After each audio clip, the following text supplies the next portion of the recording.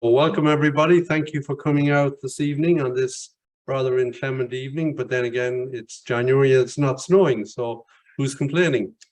My name is Paul Nugent. I'm the Executive Director of the Southeast Connecticut World Affairs Council, SECWAC, and this is our first meeting to be held at this venue. We usually meet in Old Lyme Congregational Church or Connecticut College in New London. So we're trying to expand our reach, and I'm delighted to see SECWAC members. I'm delighted also to see non-SECWAC members, library patrons, and hopefully you'll be interested in following up with us. You can learn more at secwac.org. I'll tell you very quickly about us, and then I'll introduce the speaker. We are a chapter of the World Affairs Council of America. There's about 80 odd chapters around the country. We have about 150 to 180 members. We meet roughly monthly. Sometimes we'll have 2 a month. We had 2 a month routinely during COVID because they were all by Zoom, but organizing an in-person event's a little more work. But at least 1 a month between September and June. We invite experts on international affairs, foreign policy, and diplomatic history. We are non-partisan. We try to pick speakers who will be not too partisan, but obviously everybody's got some opinion that someone else will disagree with, and that's okay. We can share and disagree, one hopes. We're a membership organization. We have an individual membership for $100 a year.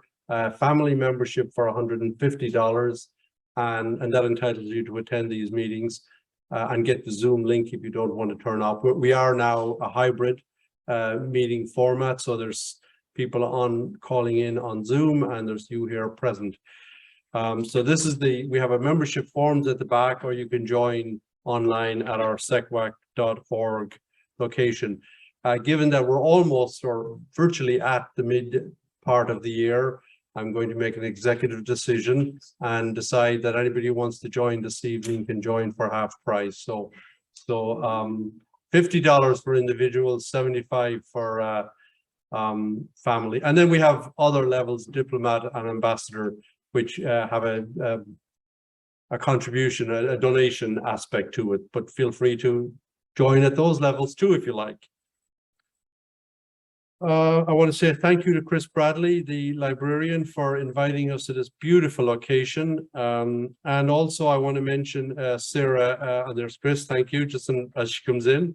And I want to thank also Sarah Lathrop, who's a SECWAC member and on the board of the library, who first drew our attention to this as a location for our meetings. So it's wonderful to be here. There are at the back some postcards that we print quarterly or thereabouts. This one has our January, February, March meetings, and this would get mailed to you, snail mailed to you if you join, and then you get an email also about the meetings in a week or so before the meeting. Our next meeting is on February 22nd, and that'll be at the Old Lyme Congregational Church. The speaker is Stephen Wertheim at the Carnegie Endowment for International Peace. And I think he's going to talk about the subject of a New York Times opinion essay he wrote front page on the opinion section about a month ago, called World War III Begins with Forgetting. Wertheim also had an opinion piece in the Financial Times recently. On March 29th, then we're going to meet at Essex Library. So we're trying to do the library round. And the speaker then will be Pamela Constable, who grew up in part in Essex. She's with the Washington Post, semi-retired. She is going to talk about Afghanistan after the American withdrawal. Pam has been bureau chief for South Asia for the Washington Post and worked in Afghanistan and Pakistan even before 9/11. She knows Afghanistan very well, and parenthetically runs an animal rescue league in Kabul. So you can imagine that's an interesting project at the moment, or at any time. So that's our next meetings lined up, and we're working on our April, May, and June meetings. more about that another time. Check out our SECWAC.org page. One thing I want to just update members, we have a new feature on the page. It's called Library, appropriately for this evening. And we post there reviews of books of speakers. So for instance, Stephen Wertheim's book I've got a couple of reviews from various sources, and I've posted links there. Foreign Affairs, you might need a membership to, or at least to log in, but check that out. Let me see, do I have anything else? I think that's about it. So I'm now going to introduce our speaker, John Feffer. And John is going to speak on the end of the international community, ? Exceptionalism is no longer exceptional. John is the Director of Foreign Policy in Focus at the Institute for Policy Studies in Washington, D.C. He's the author of numerous books and articles in the New York Times, Washington Post, and many other publications. I'm not going to go on too much longer. I'm going to give some time to John. We'll try and do a Q&A towards the end. And then, as I mentioned earlier, there is the dinner option, and we'll do another little Q&A over dessert then. So, John, thank you very much for traveling down from Massachusetts this evening.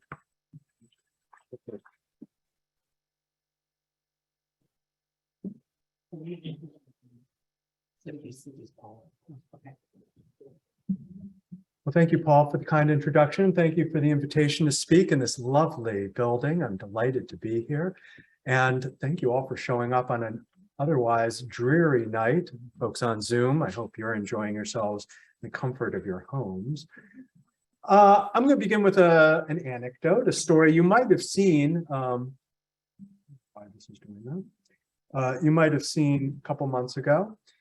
Kim Jong-un, who's the leader of North Korea, made a very generous offer to Russia, Vladimir Putin. He said, "We will send you 100,000 troops to fight in Ukraine.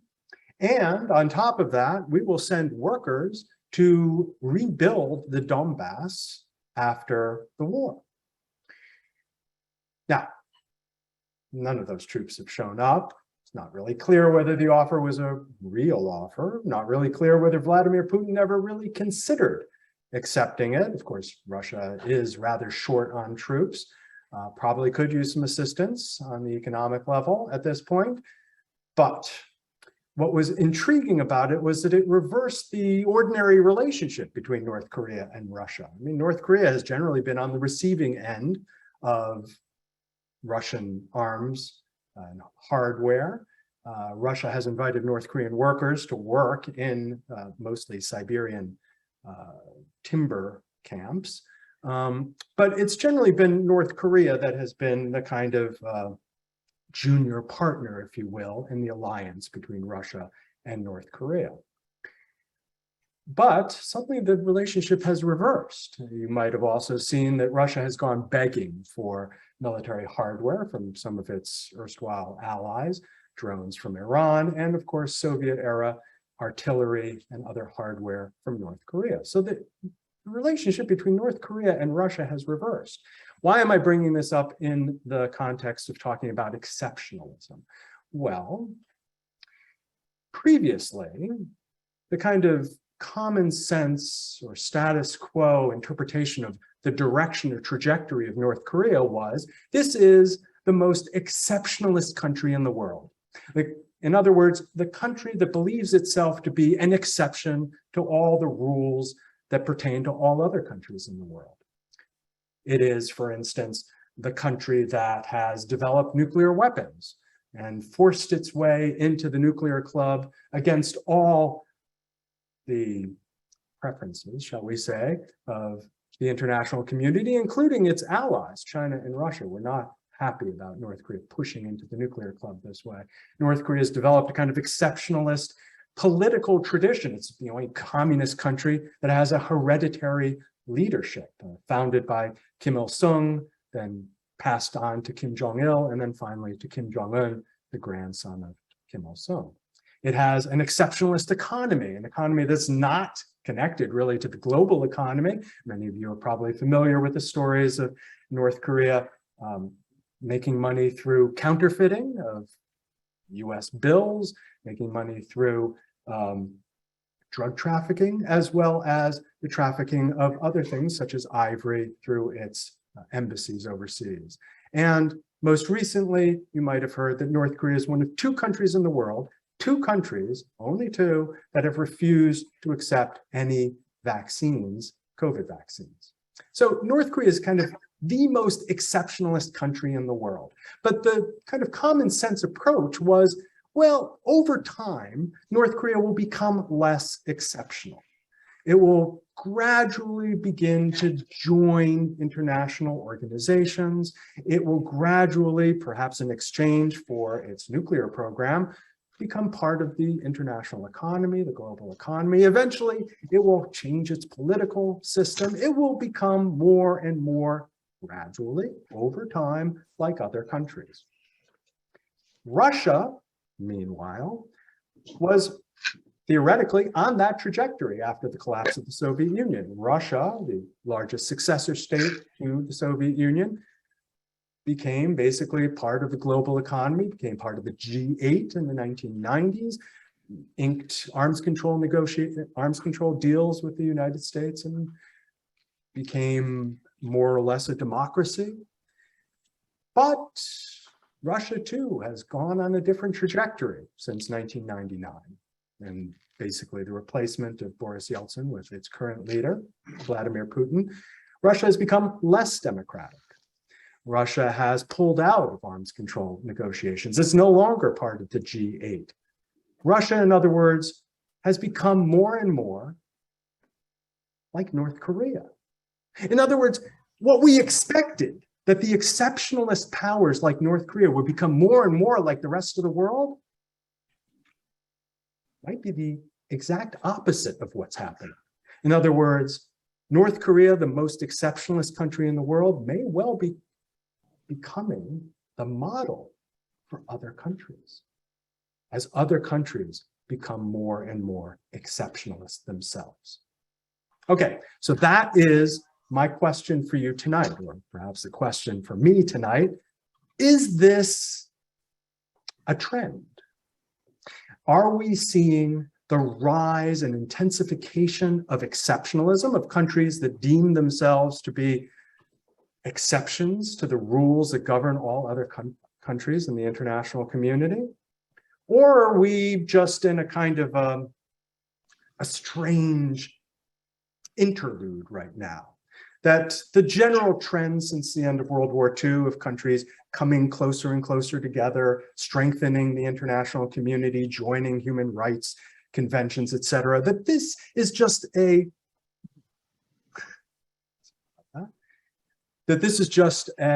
exception to the rule, and that we will, in short order, return to that trajectory. So that's the question I'm going to try to answer for you tonight. I'm going to do that by looking at a few national and regional examples. I'm going to look at some institutions. I'm going to give you some counter examples. And then I'm going to give you my final verdict on whether we are seeing the end of the international community or not. And then I'll end with another story that will circle back around to North Korea. So let's start with the United States. The United States has often been called, well, at least the most powerful exceptionalist country in the world. North Korea may be purer in its exceptionalism, but the United States, of course, is a much more powerful country than North Korea. And we have seen, of course, in the most recent example of US exceptionalism, the administration of Donald Trump, a kind of flowering of exceptionalism, if you will. Under Donald Trump, and Make America Great Again, a kind of belief that the United States need not pay attention to anything going on in the world. We need not join with other countries to work on global problems, that we will, and this is what happened during his tenure, of course, withdraw from major treaties, withdrew from the Paris Agreement on climate change, withdrew from the Iran nuclear agreement, withdrew from a number of UN agencies. This was kind of a peak of exceptionalism for the United States. Trends we'd seen previously, but which had come together in a kind of bold expression, if you will, under Donald Trump.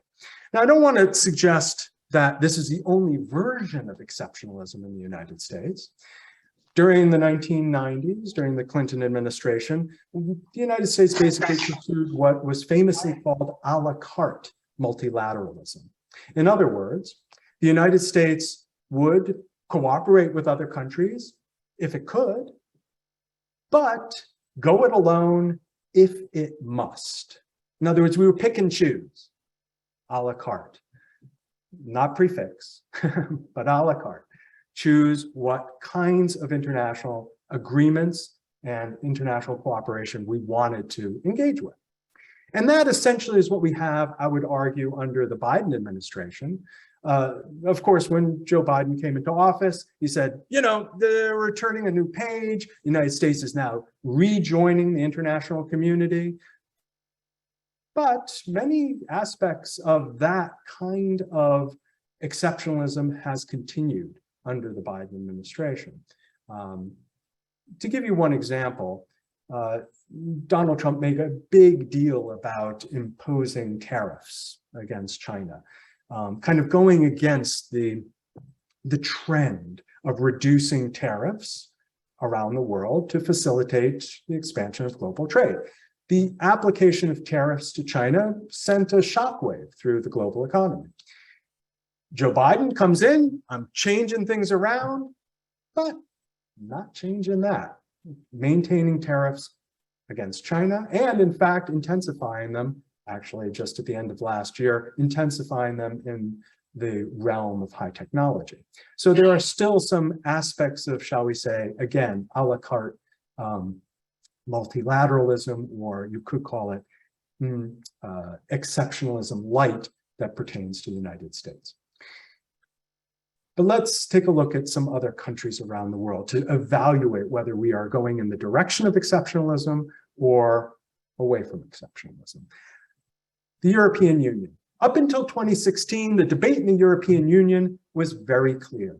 It was either going to be deeper or broader. In other words, the European Union was going to continue. It was going to get stronger. The only question was it going to get deeper integration? In other words, the bonds between the countries in the European Union grow stronger, the barriers to movement of people and capital decline, or was the European Union going to expand and bring in more members? And of course, in some sense, the European Union prior to 2016 did both. It both intensified the connections between countries and it brought in new members. All the Eastern European countries, a couple of former Soviet countries, former Soviet states, that is, came in, the Baltics. But in 2016, what happened? Yes.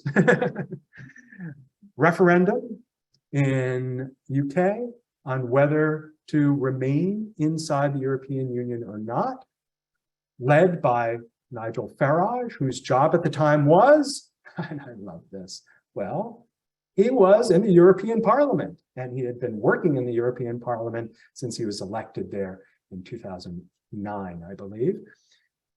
UK pulls, the vote for the referendum is to pull out. The actual pullout takes a few years to accomplish, but this is suddenly an amazing turn of events. The European Union, which was simply thinking about intensifying, deepening, or broadening, suddenly had to deal with the very real possibility of shrinking. And there was a belief at that time that, well, maybe other countries will follow the same route, a Frexit for France, for instance, or I don't know what they said for Italy, because that's a hard one to exit. I'm not sure. A Grexit for Greece.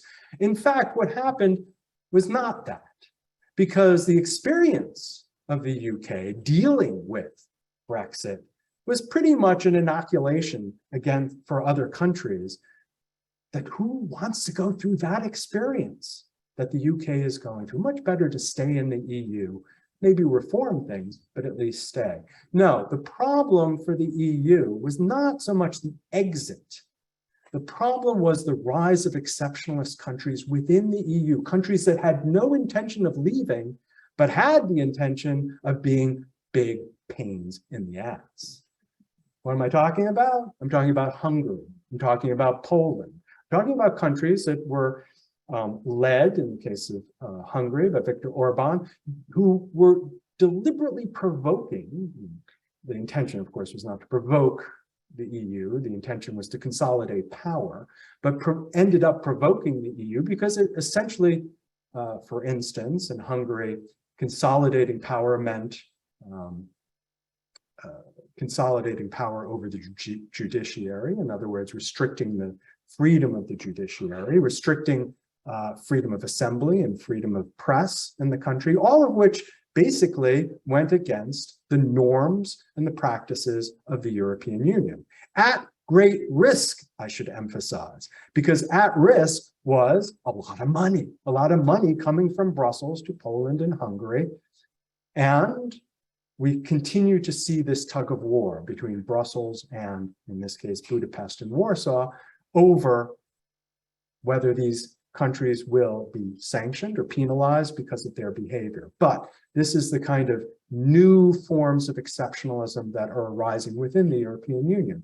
It's not just Poland and Hungary. We see it, of course, with the rise of far-right political parties in Italy, in Sweden, even in countries that are not members of the EU, in Switzerland, countries that are, or rather I should say, parties, political parties that are deeply skeptical about Brussels, deeply skeptical about integration.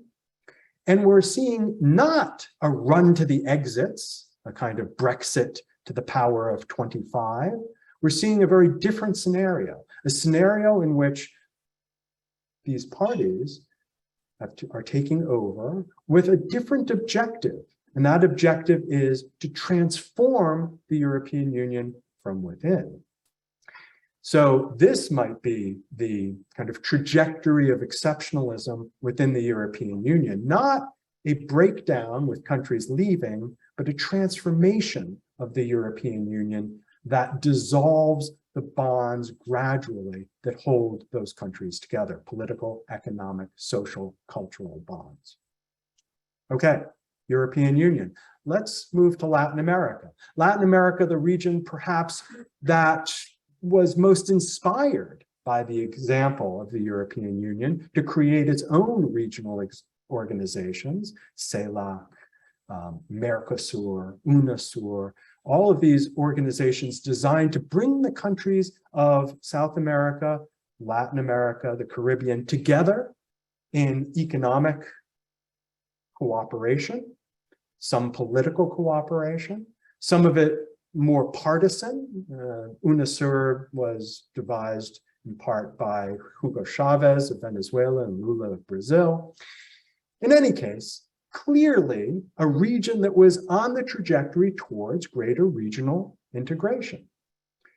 And one could look at the region today and say, well, we're seeing a return of that. Lula, of course, returning to power in Brazil. But let me give you some other counterexamples of exceptionalism that has emerged within Latin America. We're familiar, of course, with Cuba, with Venezuela, countries that have kind of defied international norms. But we've also seen more recently Nicaragua under Daniel Ortega, a country which seemed to be moving in the direction of democracy and freedom of the press and freedom of speech, but under Daniel Ortega, a radical reversal of that process. A man who has consolidated power under his and his wife's rule, a man who has suppressed many civil liberties in the country, actual killing of protesters, a country that has really moved away in stark fashion from this trajectory of greater integration in the region. That, coming from the left, different trajectory from El Salvador. Some of you are familiar with what's going on in El Salvador under Nayib Bukele. Someone who seemed, when he came to office, and quite a young fellow, an exciting new possibility for El Salvador, ravaged by gang warfare, etc.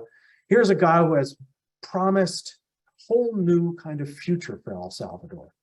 Unfortunately, that future, it turns out, is based on two things. One, greater authoritarian control over the country by him, both over the judiciary and over the Congress, and then a rather strange new commitment to cryptocurrency, a country that has decided that the Bitcoin is going to be its major currency, and this just passed a few days ago, that they're going to build a Bitcoin city that will be powered by a volcano and issue volcano bonds to fund that.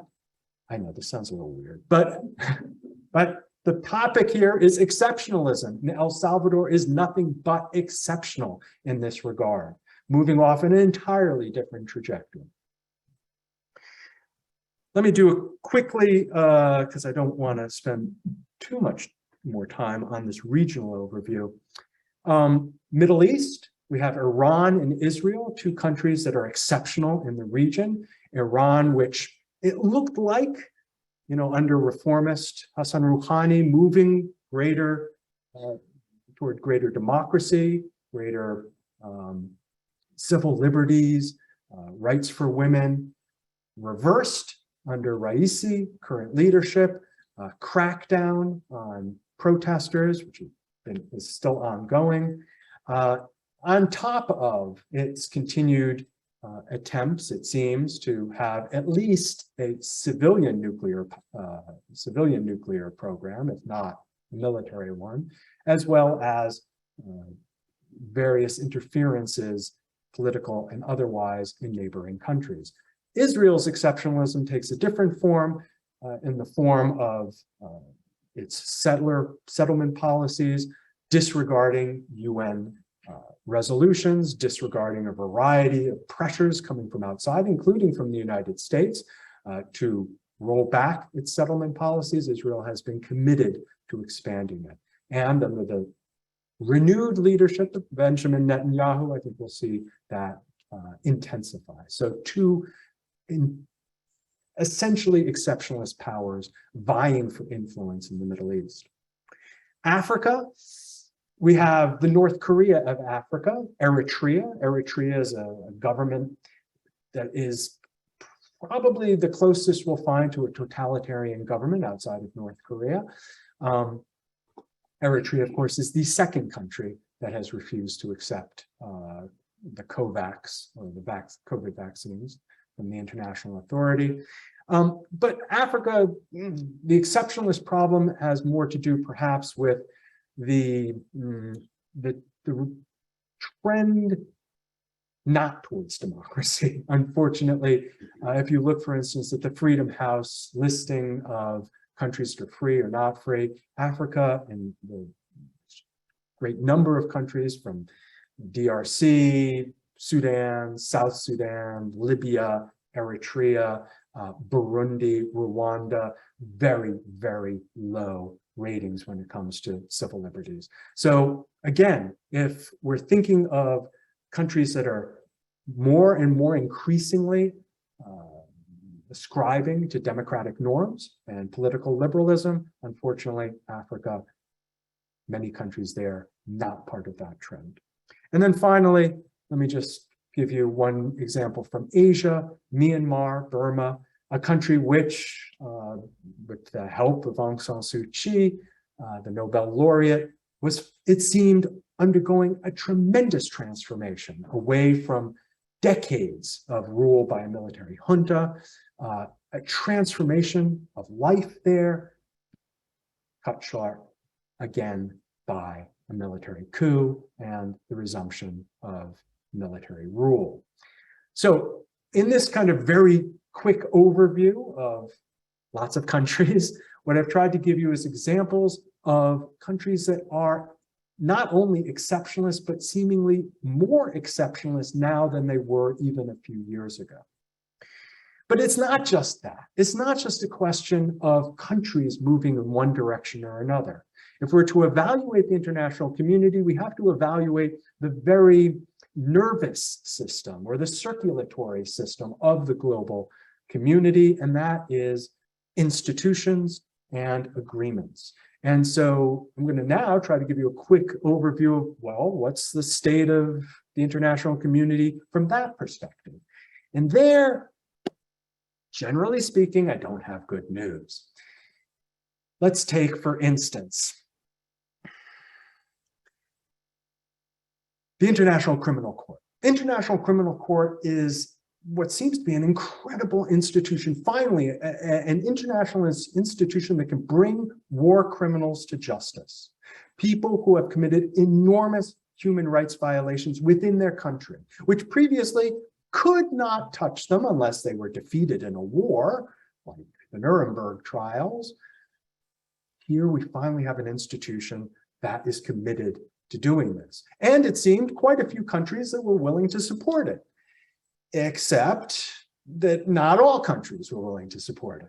So for instance, we have 41 countries that never signed the Rome Statute that created the ICC. We have several countries that signed, but never entered the ICC. The United States signed the agreement, but we never got it past the Senate. Russia, Israel, signed, never acceded to the agreement. But okay, that's what happens with international agreements. It happens all the time, unfortunately. But here is the rub. Now we have countries actually withdrawing from the ICC. First to go was Burundi. Burundi said, y'all are focusing too much on Africa. The folks who are coming up to trial, all Africans for the most part, which, I mean, wasn't entirely true, but quite a lot of Africans were brought to court. And Burundi said, no, this is unfair. And they withdrew, and Gabon and South Africa said, we are thinking of doing that as well. But it wasn't just Burundi, it was the Philippines withdrew as well. Philippines, under Rodrigo Duterte, was worried that Duterte, because of the massive human rights violations in his country, tens of thousands of people killed during his attempt to end or his drug wars, so to speak. Duterte was worried that he too would be brought to the ICC. Philippines withdrew. So that's a major problem. It's not just that countries are not signing, it's that countries are actually withdrawing. And so what is the future of the ICC? It's hard to know what the tipping point is when it comes to an international agreement like that. How about the Paris Agreement? Paris Agreement, you might say, well, almost everybody's a member of the Paris Agreement. I mean, I think 4 countries not member. Eritrea, obviously, Libya, Iran, Yemen. Okay, but still, so many countries. That's a good sign, isn't it? Well, it is a good sign, except no country, according to Climate Action Tracker, no country has actually met its obligations under the Paris Agreement. Its obligations of reducing carbon emissions to a point at which we will not exceed 2 degrees or 1.5 degrees of warming by 2050. No country! That's not good. Okay, some countries have come close, UK, Norway, but no country. And there's no mechanism to punish anybody for not meeting their obligations. Why? Because it's voluntary. It's all voluntary. And why is it voluntary? Why would we make it voluntary? Isn't that crazy? This is the greatest threat to face humanity ever, and we make it voluntary? Well, we made it voluntary because John Kerry, who was the US representative at the Paris Agreement, Paris negotiations, said, well, folks, US will never sign it unless it's voluntary. And he was right, but that's a sad comment on the state of the international community. UN Law of the Seas, Convention on the Law of the Seas. What's the status of that? Well, like the ICC, it too has got hit hard by 2 countries. In the first case, China, which refused to accept the tribunal's judgment. There's a conflict between China and Philippines in the South China Sea. Tribunal ruled against China. China said, okay, so what? What are you going to do? You and whose army? And what could the UN do? Because it doesn't have an army. I mean, it has peacekeepers, but it doesn't have an army that can actually enforce agreements. Russia, too, came in conflict with the same tribunal over freedom of navigation around Crimea. This was in 2019, so prior to the invasion of Ukraine. In other words, okay, we have this law of the seas, and it's an incredibly important law because it applies to maritime traffic. It applies to, well, how much you can do fishing around your borders. This is an incredibly important agreement. It's so important that the United States, which actually has not joined the law of the seas, even though it was a major writer of the law, couldn't get it through Senate. And the Senate is where treaties go to die, I'm sorry to say. But even though the US hasn't signed it, it still abides pretty much by all of the regulations, all of the stipulations of the law of the seas, because it's that important. But if countries stop paying attention to what the tribunal says, how it rules, then effectively it no longer functions as an instrument. Treaty on the Prohibition of Nuclear Weapons. Great treaty, fabulous treaty. Not one single nuclear power has signed it. So who cares? It fundamentally doesn't make any difference as a treaty. It applies to all the countries that don't have nuclear weapons. They prohibit them. Wow, that's a great treaty. Okay, so that's not so good. Okay, how about another index on the state of the world, Freedom House, and its kind of state of democracy and freedom in the world. In 2005, according to Freedom House, 46% of people worldwide lived in free countries. Now, we could have an argument about what free means and, you know, whether there's a good definition, a bad definition. Okay, we could have that conversation, but I'm just using this as a standard of comparison. In 2005, 46% of the population of the world lived in free countries, according to their definition. Last year, how much a percentage of the world lived in free countries? Care to guess? Excellent guess, 20%. 20%, it dropped from 46 to 20. That's not good. That's not good at all. Okay, so I have given you a variety of exceptionalist countries around the world, as well as a couple of trends regionally. I've given you the kind of state of health of some key international institutions. It's all pretty depressing. I mean, unless you believe in exceptionalism, unless you believe that every country should go its own way, that every country should have its own version of MAGA. Okay, I mean, that's a position you could take, in which case you'd be happy that exceptionalism is increasing around the world. Not my perspective, but okay. Let me give you some positive news. Let me give you some counterexamples. In other words, they may be counterexamples you yourself are thinking. You might be thinking, okay, you've given us these pretty depressing statistics. Well, what about the Montreal Treaty? Montreal Treaty covering chlorofluorocarbons, CFC, chlorofluorocarbons. In other words, the chemicals that were affecting the ozone layer. That went into effect with pretty much everybody,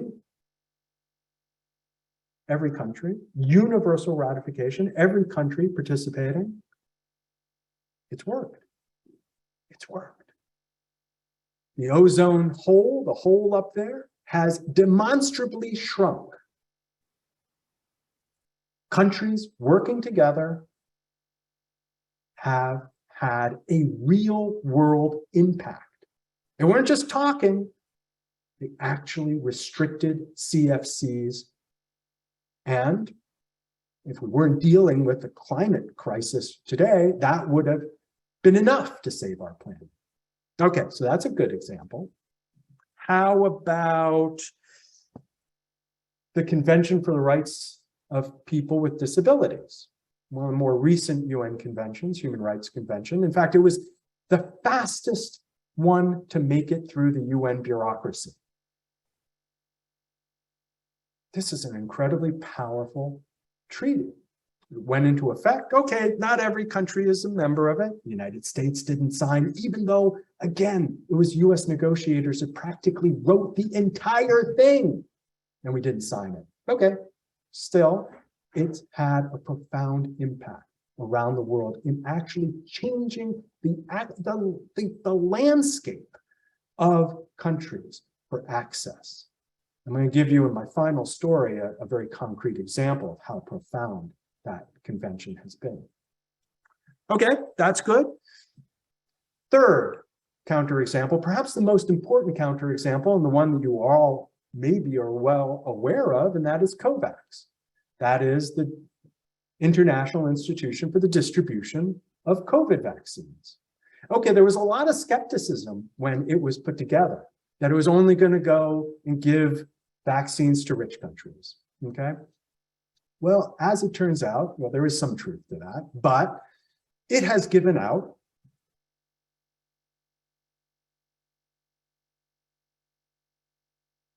$13 billion shots. That's 1.62 per person around the world. Okay, yeah, you could look at Africa and you say, well, it hasn't done so well in Africa. A lot of countries with less than one shot per person.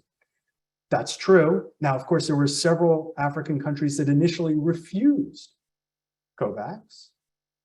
There were 4, actually, including Eritrea, which continues to, but the other 3, Madagascar, Tanzania, Burundi, eventually accepted it, and their rates have gone up dramatically. This is probably one of the most successful international efforts of all time to get shots into people's arms. Okay, those are my counter examples. I've given you 3. We could do a vote now and see what you think in terms of whether we are seeing the end of the international community because of the deterioration of international agreements, because countries are going their own way, refusing to collaborate and cooperate. Or we could say, nah, the general trend continues. I've given you the counter examples. We're experiencing a little kind of MAGA blip here with MAGA in lots of different countries emerging. It'll return to status quo ante. So what's my verdict as we come to the end of this? My verdict is things are not good. Things are not good because, yes, I gave you some good counterexamples, but those were counterexamples that were successful in emergencies, in obvious emergencies. We had to deal with the ozone layer. We had to deal with COVID. Absent an absolute emergency, and frankly, you would think climate change is a sufficient emergency, but obviously I'm wrong, it isn't. Absent an obvious emergency, the international community cannot hang together. Number 2, we have rival versions of an international community. We have Russia's international community, Russia, Belarus, North Korea, Nicaragua. We have China's version of an international community, a little bit more robust. It has parallel financial structures. It has its Belt and Road Initiative with investments all around the world. We have the United States and its allies. We do not have what we once had, which was a non-aligned movement. We don't have countries in the global south kind of forming their own version of an international community. But this rivalry is problematic when we're trying to get everybody at the same table. And nowhere is that more obvious than in Ukraine today, where we have obviously very different notions of an international community at war with one another, at war. And the fact that this is a stalemate, that one side is clearly not superior militarily than the other, does not bode well for which of these rival systems of internationalism will prevail in the end. as we get toward the 6:45 mark, which is the cutoff point for my talk, let me give you one last story.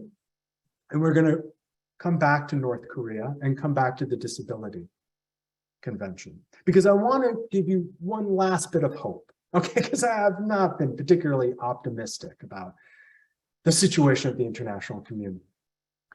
North Korea surprisingly signed the Convention for the Rights of People with Disabilities. And not only did it sign it, but it actually invited the UN Rapporteur on Disability Rights to North Korea, the first human rights representative from the United Nations to ever visit North Korea. She went there and she toured around, and she was in a wheelchair, and it was obvious that not everything was accessible. But that was, as we like to say, a teaching moment for North Korea.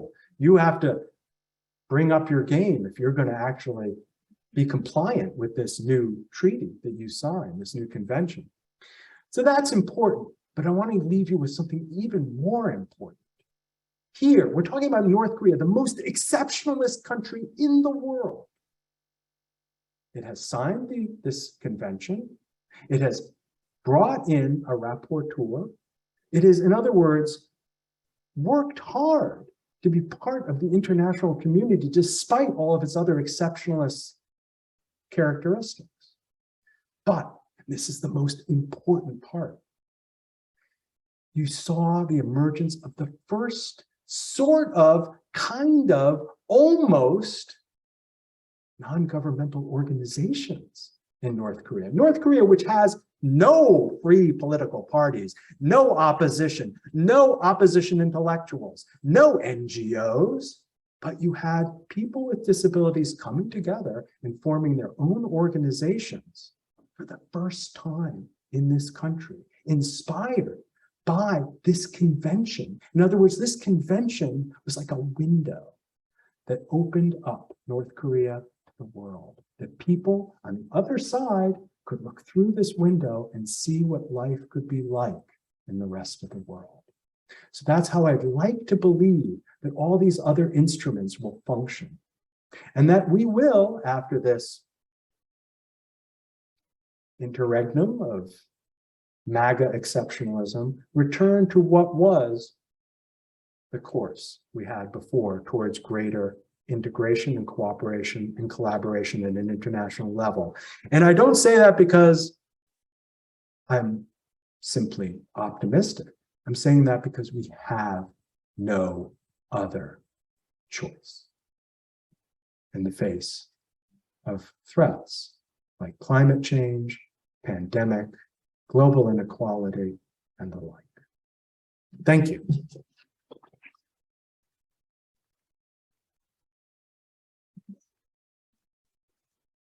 Okay, I've got the roving mic.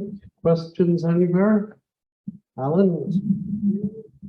Would you also give us a little analysis about space? Space, like outer space? Outer space, like treaties and peaceful use of space versus what's really going on? Yes, not good. That would be the two-word answer. Up until not too long ago, we of course had a variety of international instruments to prevent the weaponization of space.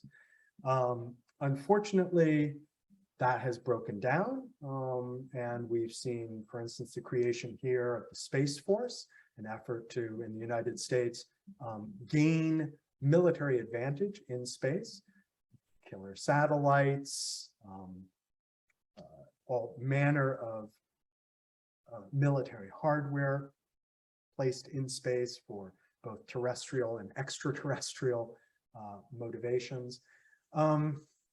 Not a lot of push the other way, unfortunately.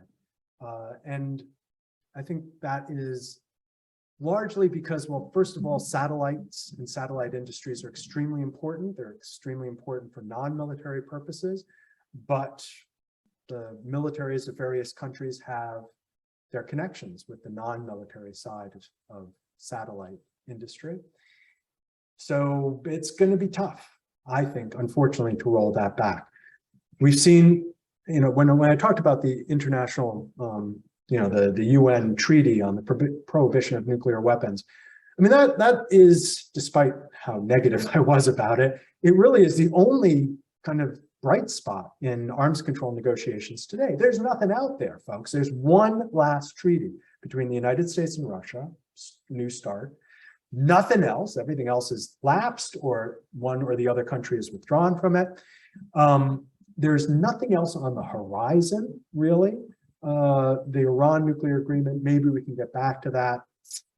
But so arms control at this point is practically dead letter.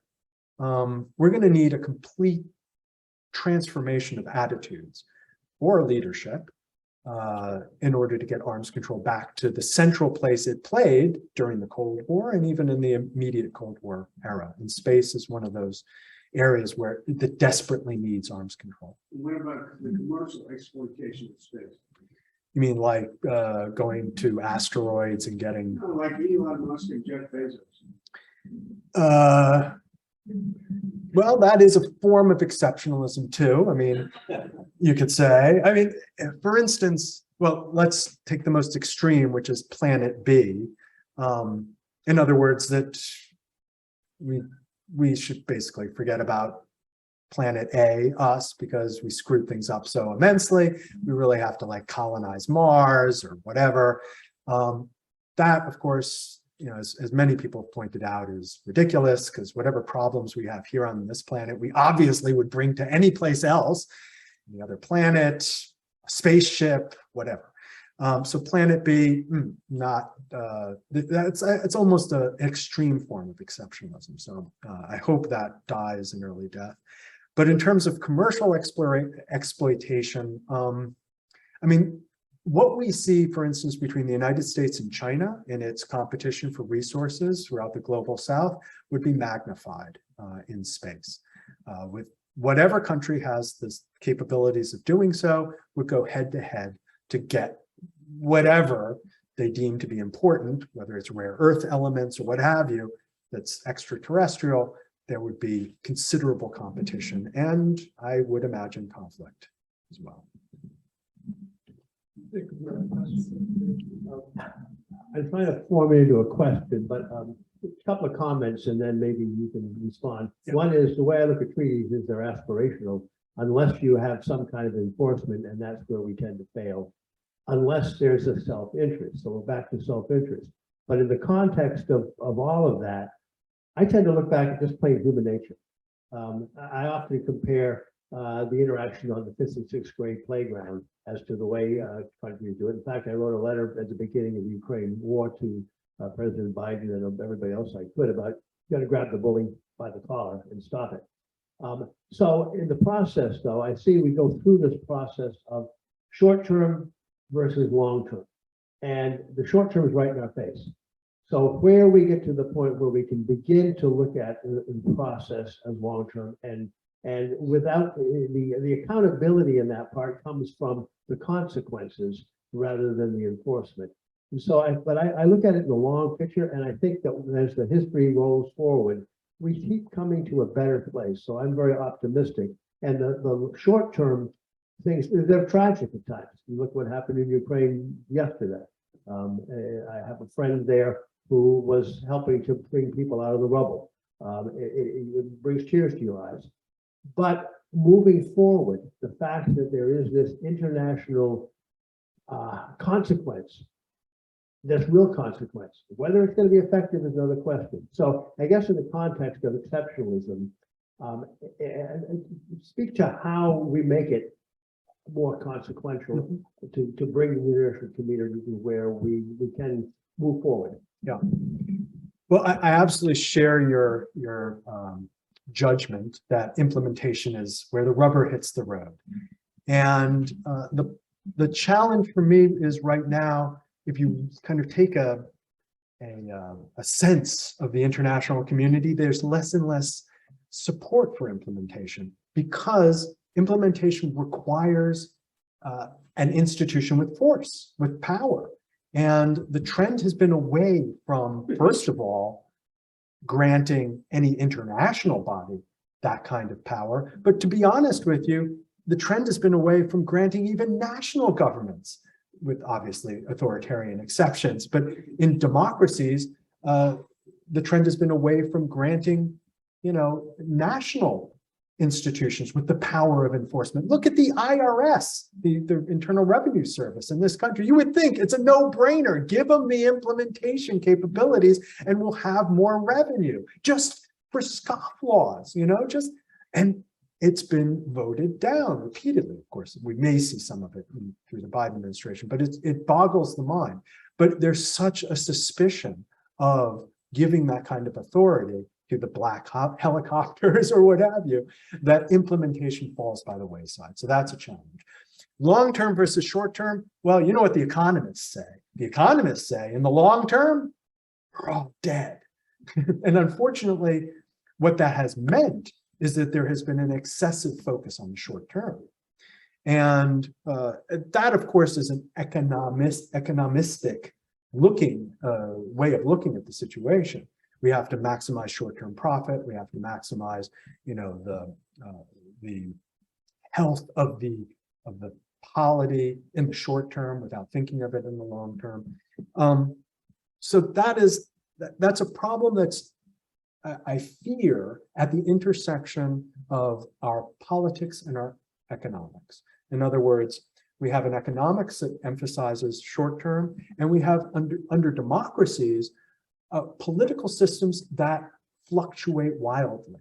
In other words, it used to be that, say, in Europe, for instance, you would have an alternation between liberal Democrats, social Democrats, conservative Democrats, but they basically had the same policies, right?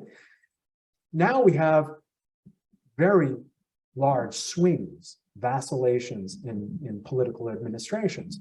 So, for instance, what is Iran or North Korea to think about what happened between Obama, Trump, and Biden? It's like, are you guys a coherent country? You said you would do A, then you did Z. Then you said you do Z and you did A. What kind of country are you? And of course, we're a democracy.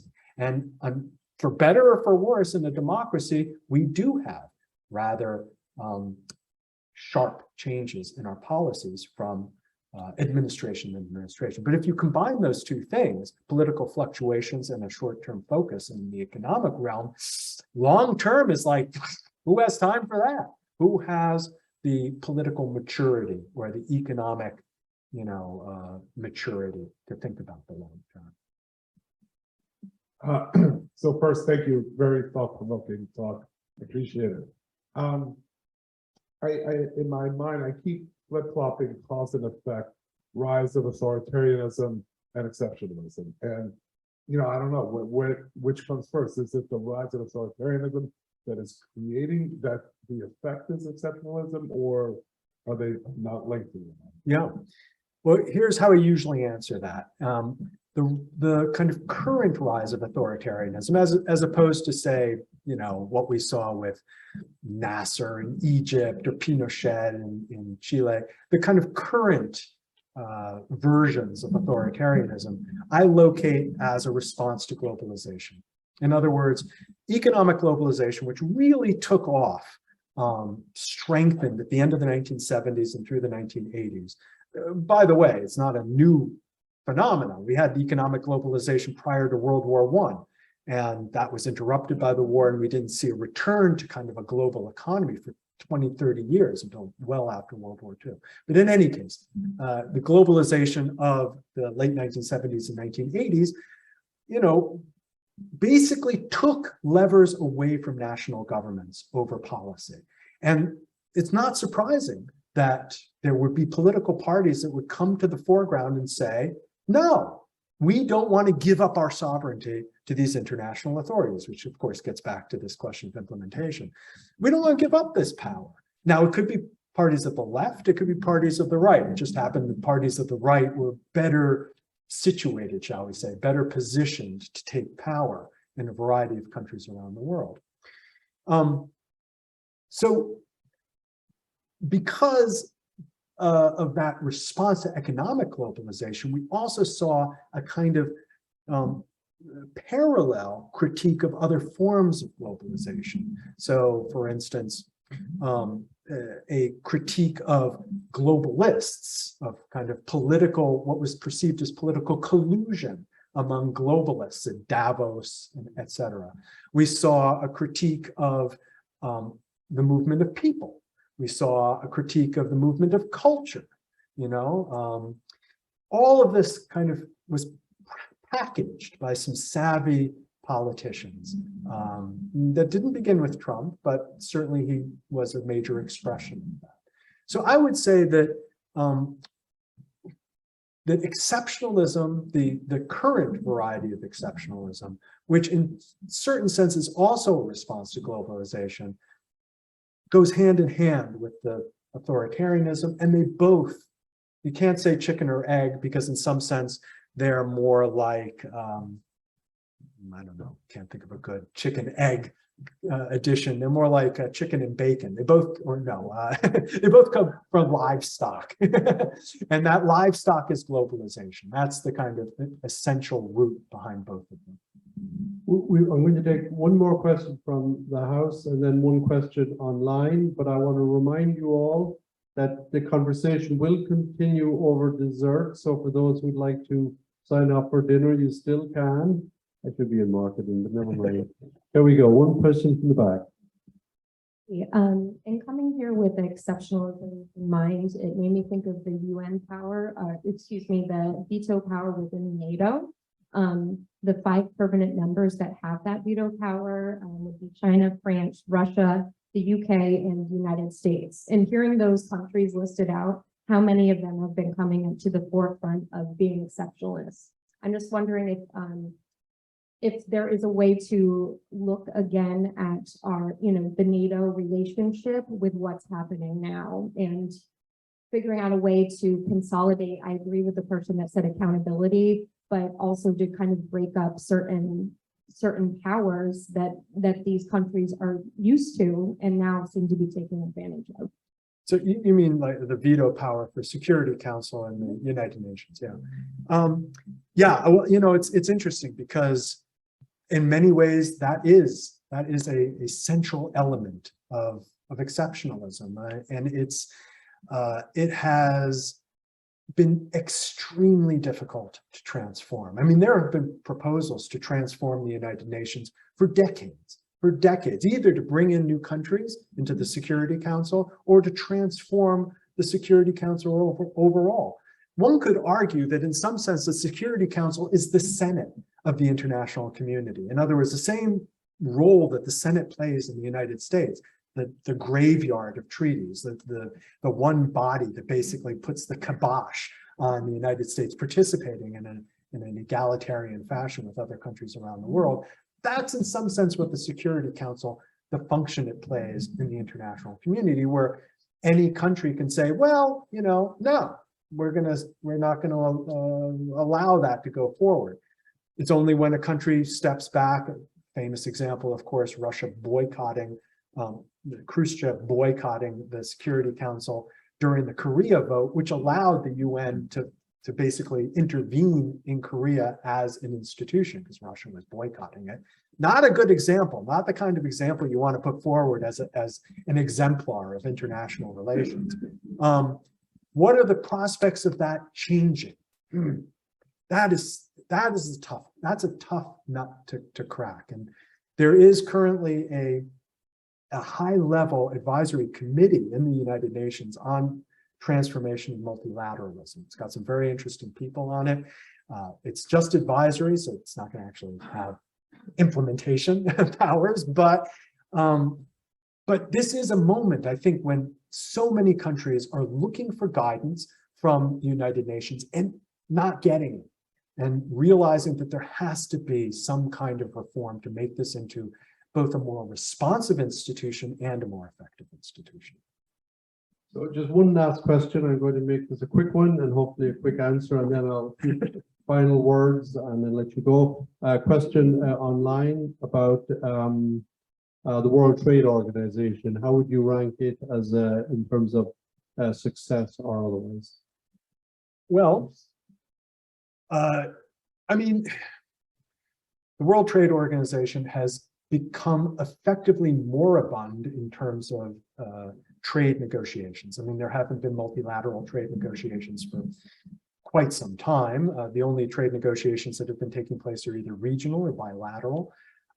So that was basically a major reason to have the World Trade Organization, have these global negotiations, and those have been blocked. They can't go forward. Where the WTO continues to function is on a case-by-case basis. So a country can claim, I mean, China can claim that the United States is violating trade rules and bring it to the court. And here we actually see that the WTO court is, I wouldn't call it nonpartisan exactly, but it is even-handed in its rulings. And so it has ruled quite often against the United States, even though the United States is a very powerful actor in the global economy. So there it can be very effective. I'll say one last thing, I know you want to wrap up, and that is investor state dispute settlements, ISDS. Absolutely critical element of trade negotiations. It allows corporations to sue governments if those governments have implemented regulations that the corporation thinks are detrimental to the corporation. Now, those tend to be environmental regulations. And under ISDS, a corporation can sue El Salvador, can sue Guatemala, can sue any country around the world if it puts into place those regulations. From my point of view, that has to be stripped from all trade negotiations. It gives corporations far too much power. And I haven't really talked much about corporate power, but I will over dessert. Yeah, and so as we all know, corporations are people too. So, you know, John, thank you very much. It's a wonderful presentation. I want to just finish up by saying a wonderful survey of many different aspects of this topic. You even got to mention my favorite subject, Brexit. Again, I'm hoping to see some or all of you on the 22nd of February at the Online Congregational Church. Please take one of these cards, even if you're only remotely interested. Contact us at SECWAC. Sign up. Maybe if you want to put your email or a phone number, we will contact you. Don't worry. Chris, thank you again for a beautiful venue. I want to also remember to thank Rachel from the Southeast, from the Eastern Connecticut Chamber of Commerce, Rob Lloyd, our techie guru, and thank you all for turning out. Thank you.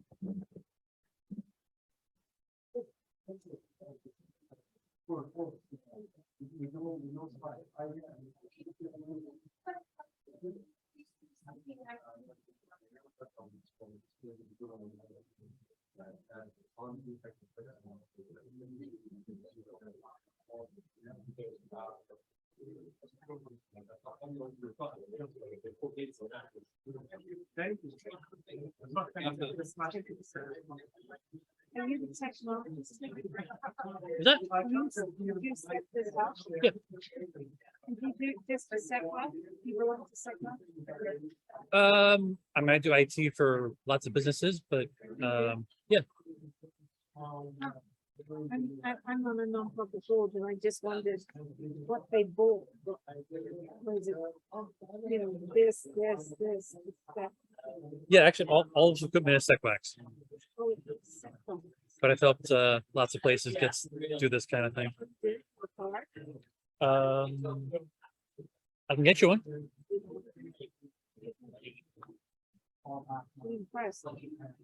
I know I know we can't do the streaming, but with the sound, yep. Do you have a card or something?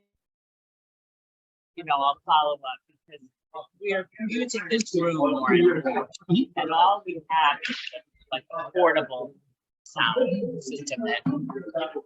This is great. And and then shopping. Oh, this was very good. I hope I stayed in my record. No, it's perfect. Yeah. Yeah, and you didn't have to hold the mic like this. We did a old-time congregational trip to this meeting. Yeah. The meeting we usually use wasn't available. So we had to use like church. Okay. They're like, oh no, we got a great sound system. We turned it on. Are you speaking? There was like, I'm like, oh, no, they'll get used to it. It's fine. I'm like, no, Okay. I'm bringing my own stuff. Yeah. Turn that off. Yeah, you're like, yeah. Well, this is not a religious experience, you know. Yeah. Oh, that is great. Yeah, do you have a card with you? They're in the car. Oh, good. Okay, great. Well, are you going to be at the dinner? Oh, okay. You know what? Maybe let me get one. Can I give you mine? And sure. Okay, good. Because this is what we need to make space.